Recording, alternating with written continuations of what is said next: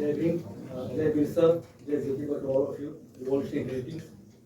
I'm very thankful to JNUTA and feel absolutely privileged to be part of such awesome event, especially sharing the space with Professor Katua and Dr. Ansina. And of course, I hope that Professor Sunajari and me will join us very soon.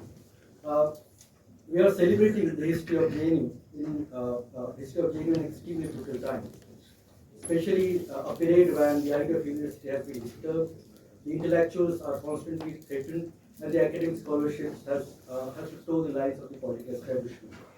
Defending the revolutionary characteristics of the university in such is must in such difficult time.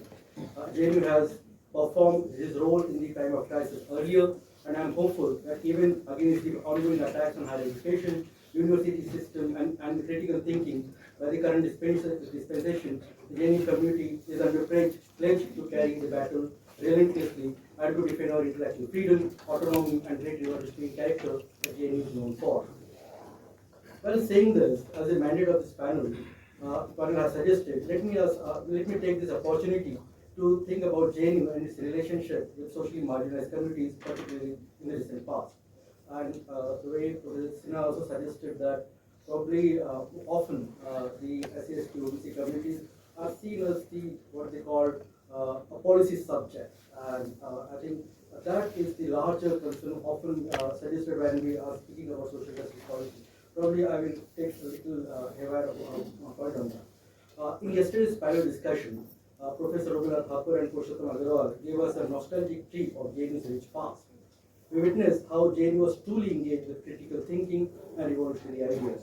We also heard that the institution was deeply concerned about social diversity, and therefore JNU's admission policy or the policies of social justice were more authentic and substantive than the others. Professor Sinha just elaborated that the declaration point system was of course unique in JNU.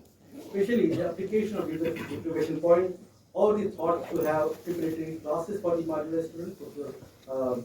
Thakur yesterday spoke about this, or the fulfillment of reservation quotas for ST and STs has made this university a significant site where policies of social justice are sincerely executed. Our nostalgia of JNU often revolves around this aspect that the panelists yesterday and even today, the way Professor Sinha suggested, were reflected so well. For a student coming from a marginalized community, it is almost like listening to the great philanthropist act that the ancestors of this university have performed to make this university a better place for the academic, but also providing a helping hand to the poor marginalized groups. I found that most of such narratives about JNU's past, there is a paternalistic tone towards the Dalit, Bahujan, and Adivasi students, often relegating them as the passive recipients of the profits that JNU has offered to them for all these years, and thus has made JNU a socially sensitive university. And therefore, the term that I use, that we are just a subject of a policy document. We all know that the access of education is denied to Dalits and Adivasis in whole of history, and therefore it is must to cherish that there is a university, JNU particularly, that takes good care of the marginalized groups, provide them access of quality education, and make them a better citizen.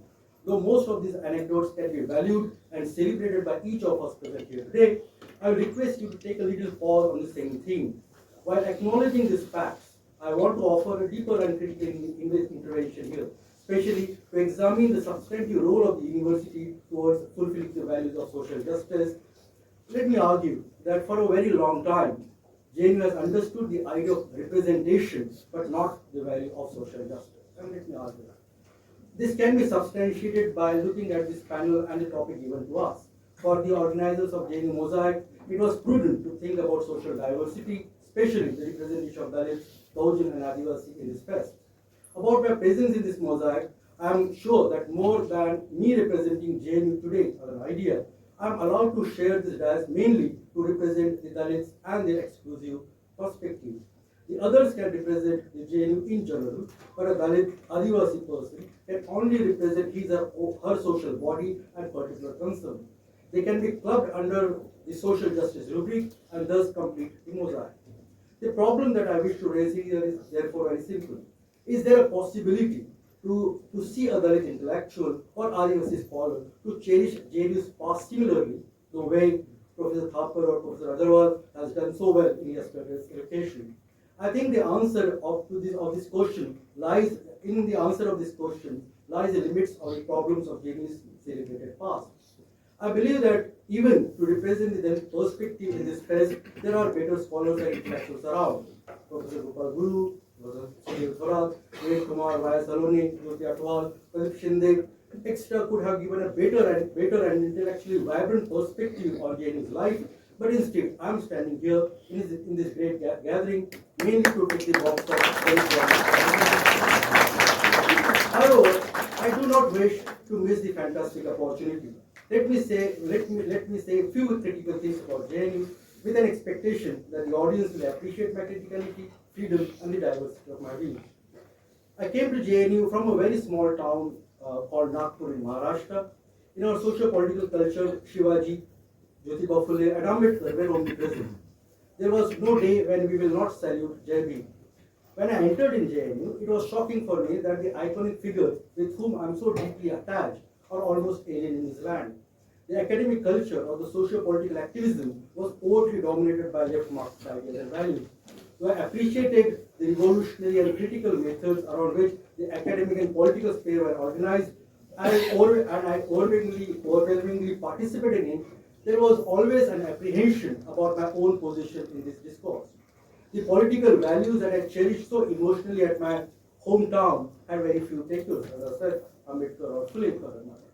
For example, there was a spatial cultural platform named United Dalit Students Forum, where Dalit Adivasi issues were raised exclusively, but similar facilities were not available elsewhere. And there was basically, as I said, a cornered spaces for these issues.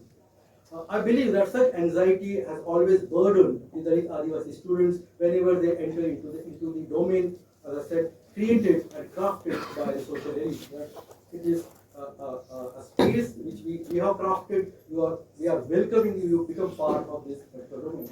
It was a norm to believe that Dalits can represent their social body and political concerns exclusively, mostly related to the problems of discrimination, fulfillment of reservation policy, the way I am doing it here today, and their demand for more financial aid.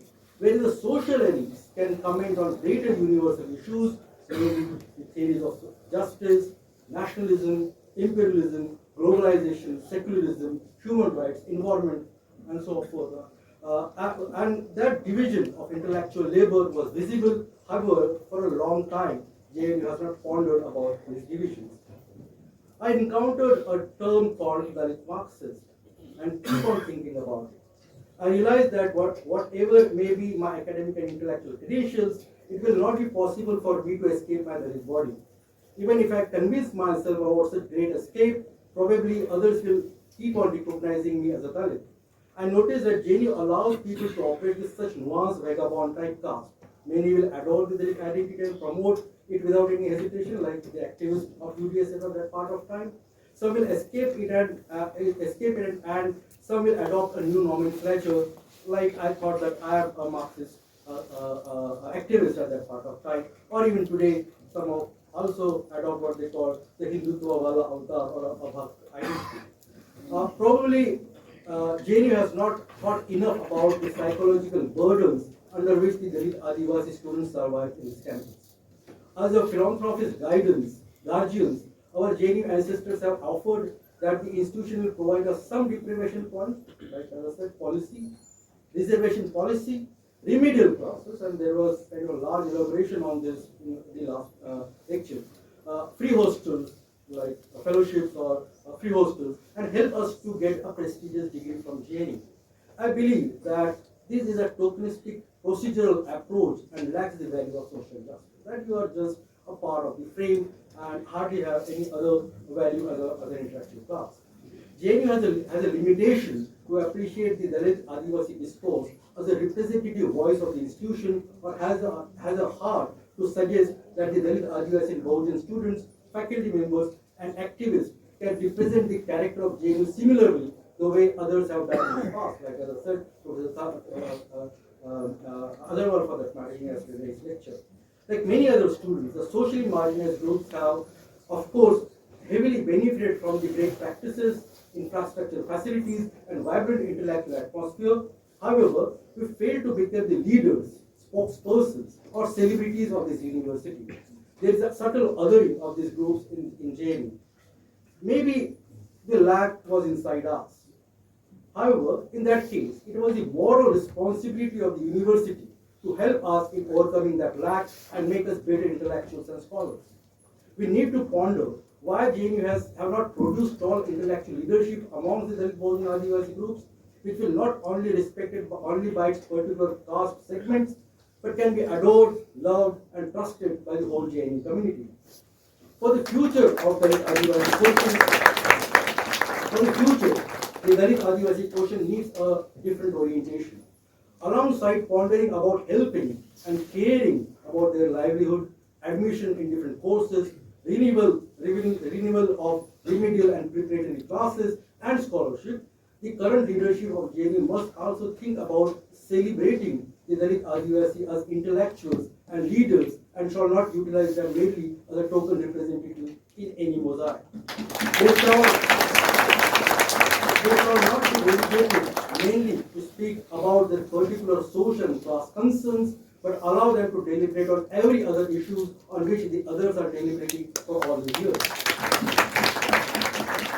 The aim of JNU shall not hover around the idea to make the university more promising and welcoming towards socially marginalized groups, but shall take one step further and think how the Dalit Adivasi students and faculty can take the future of this university in their own hand and provide a vibrant, critical, and revolutionary atmosphere to all. Until such role reversal is done in JNU, the intellectual merit and social responsibility of the university will always be under doubt. Finally, with a firm belief that JNU will not only build fierce resistance against the enemies of intellectual reasons and the communal harmony, but will also deliberate honestly to allow substantive participation of Dalit, Adivasi, Bahujana, and Muslims, not only as the students of this university, but also as faculty members, intellectual leaders, celebrities, and the icons of this great university. Thank you. Jai Hind.